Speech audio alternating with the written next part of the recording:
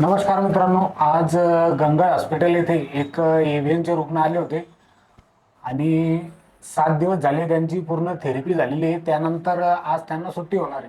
तर आपण त्यांच्याशी संवाद साधूया आणि त्यांना विचारूया की आपल्या थेरपीनंतर त्यांच्या आधीच्या वेदनेमध्ये किंवा जो त्यांना चालण्यात त्रास होत होता, दैनंदिन आयुष्याचा जो त्रास होता, त्यात कसे बदल झाले.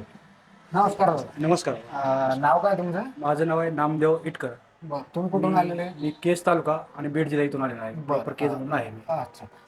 तुम्हाला एव्हीएन झाला होता. हो. हे तुम्हाला कधी कळालं की आपल्याला एव्हीएन आहे? मला झाल्याचा हा मला त्रास 1.5 वर्षापासून आहे. हा. पण तो 6 महिने पहिले तर मला समजलंच नाही की मला आजार नेमका कोणता झालाय. असं. MRI केल्याच्या नंतर समजलं की मला एव्हीएन आहे. हा, म्हणजे एमआरआयच्या आधी फक्त तुम्हाला चालण्याला किंवा याचा चालल्या त्रास त्रास होत आणि होता. जुजबी ट्रीटमेंट घ्यायची तात्पुरते मी. हा. तेवढ्यापुरतं बरं वाटायचं मला, पण मला प्रॉपर ट्रीटमेंट भेटली नव्हती आजपर्यंत. मग एमआरआय नंतर तुम्हाला कळालं की आपल्याला एव्हीएन आहे. हा. बरं, त्यानंतर मग आपल्या हॉस्पिटलचा पत्ता तुम्हाला कसा मिळाला? आता एव्हीएन तुमच्या हॉस्पिटलचा पत्ता काढण्याच्या अगोदर पण मी बऱ्याच हॉस्पिटलमध्ये फिरलो अच्छा. ॲलोपॅथीच्या, पण तिथं पण मला सजेस्ट केलं की तुम्हाला पर्याय दोन्ही बॉल चेंज करावा हा. लागतो. दोन्ही बॉलला मला एव्हीएन हा. आहे. थर्ड ट्रेसच्या पुढे गेलेलं आहे मला, थर्ड MRI मध्ये दोन्ही बॉलला थर्ड स्टेजच्या समोर पुढे गेले. समोर आहे आणि L5 म्हणजे मग गॅप आहे त्याच्यामध्ये. तर मला ऑपरेशन शिवाय पर्याय नाही असं सांगितलं डॉक्टरने. असं. पण मला ऑपरेशन करायचं नव्हतं. आयुर्वेदिक कुठेतरी ट्रीटमेंट भेटेल या उद्देशाने मी 4 महिने अजून तसंच मी वेदना सहन केल्या. हा. पण असं फेसबुक पाहत असताना सोशल मीडियावर मला तुमच्या हॉस्पिटलचा मिळाला ॲड्रेस. advertise. परंतु 1-1.5 महिना मी तुमच्या फक्त ॲडच पाहत होतो. हा. पण एकदा मला जाऊनच पाहावं की नेमकं काय ट्रीटमेंट करतात हा. ते. आधी तुम्ही शहानिशा केलं किंवा नेमकं हो. कशा पद्धतीने ट्रीटमेंट होती, काय होतं काय नाही? जाऊन पाहू म्हणलं नुसतं. हा. 1-2 दिवसात ट्रीटमेंट करू. आणि तर डॉक्टर साहेबांना भेटल्यानंतर इथं स्टाफला भेटल्यानंतर वाटलं की आता 7 दिवस आपण थेरपी घ्यावी, त्याच्यानंतरच जाऊ आपण. बरं. आता आलो तर थेरपी घेऊनच जाऊ असं ठरवलं.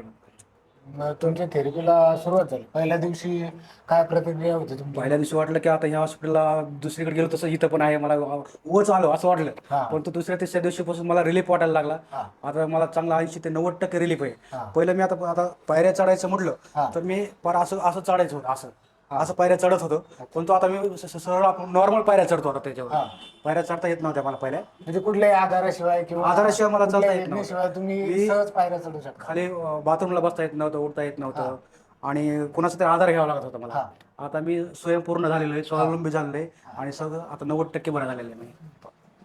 तर मित्रांनो, आपण रुग्णांच्याच स्वतःच्या प्रतिक्रियेतून आणि त्यांच्याशी आपण संवाद साधला, त्यातून आपण हे निश्चितच मांडता येईल की आयुर्वेदात अशा एव्हीएन सारख्या किंवा स्पाईन सारख्या त्रासांवर खूप प्रभावी उपचार होतात आणि हेच डॉक्टर पंढरी इंगळे सरांचे गंगा हॉस्पिटल सिद्ध करत आहे.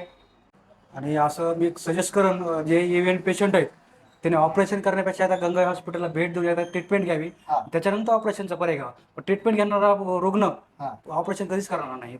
हा. त्याबद्दल ह्या गंगा हॉस्पिटलचे आणि इथले स्टाफचे मनापासून धन्यवाद. मी यातून बरा झालो. धन्यवाद. थँक्यू.